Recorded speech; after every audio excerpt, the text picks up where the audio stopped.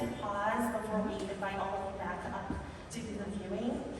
But we're going to go ahead and start off with our first guest speaker. Now, Dr. Sue wanted me to tell Dr. Brodwin that his friendship meant a lot to her, and that shared text messages every day, and the time that you spoke on the phone with her for hours and hours, and that your guidance brought assurance to her when she had to make those big decisions. Dr. Brodwin, she is most grateful to you for believing in her when she may not have believed in herself. A man who does not need an introduction, her mentor, the king of rehabilitation services, Dr. Monty Brodwin.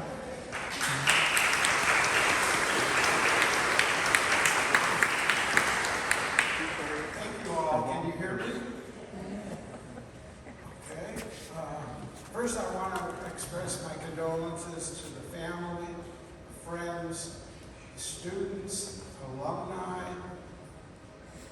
the whole rehab services program at Cal State LA. She is a loss that we're not going to get over. She left such an indelible quality contributions that those will go on they will go on forever. This is also a celebration, though, of Dr. Sue's life. I met Dr. Sue when she was an undergraduate student at Cal State LA in psychology.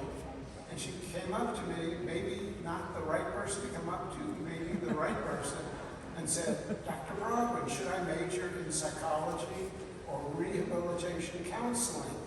And I thought to myself, that's a no-brainer, but I better not say that. I said, here are the advantages to rehabilitation. Go to the psych department, find out what they say, and then come back. She came back and she said, well, I'm ready to make a decision. What should I do? I said, I think that's your decision to make. And she said, I'm going to get my master's degree in rehabilitation counseling. And at that time I said, that's a good decision. Now let me tell you why it's such a great decision.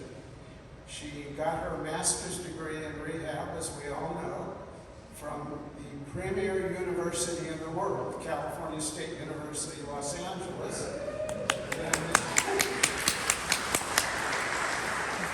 And then she got accepted to another premier doctoral program, University of Texas, Austin. Got her doctoral degree. She emailed me and said, I'm coming back to teach at Cal State LA. I said, Francis, that's not so easy. Those positions are hard to get. And she said, watch me. So she came back. We gave her a couple courses to teach part-time, and a position became available. She applied and she said, I'm going to get this position. In a friendly way, she said that. And sure enough, she did. She taught for 10 years. She was loved by her colleagues, by her students, by the alumni, by this vast audience of people coming to pay their respects to her. She did so much for the rehab services program. When I left directing the program and turned it over to her, we had 70 students. She built that program up to well over 200. And those students are thriving, the alumni are thriving, they're all working in the field of disability. Disability means helping people with various disabilities, be they emotional, physical, mental.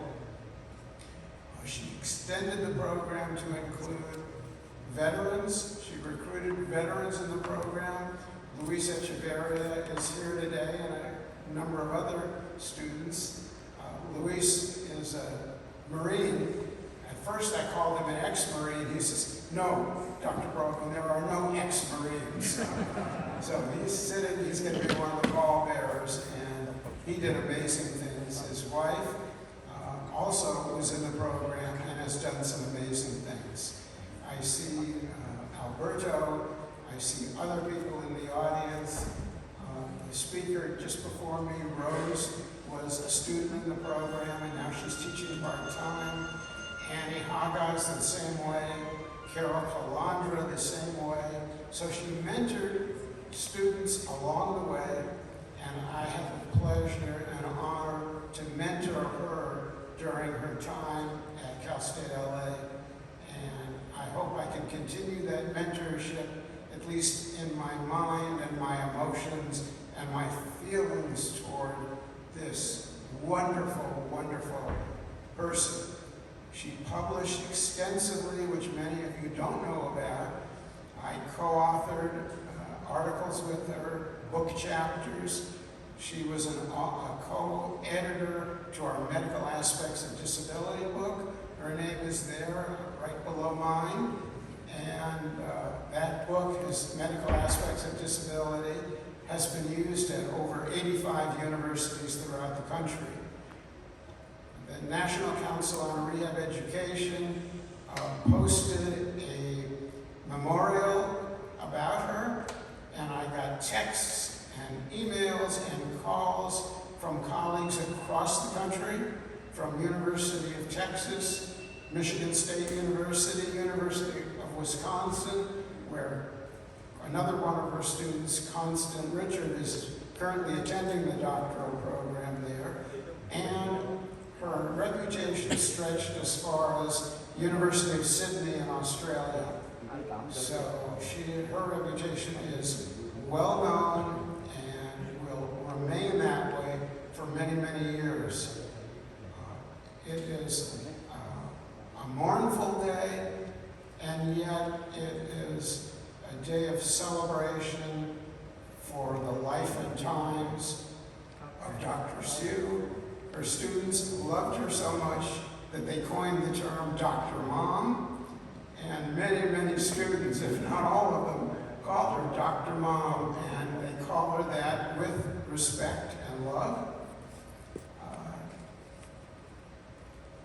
I could go on and say additional things about her.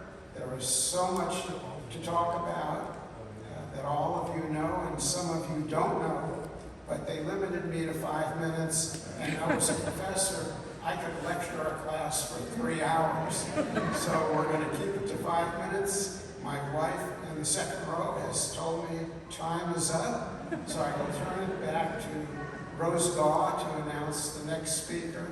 And again, my appreciation for you listening and for you respecting and honoring Dr. Francis Sue.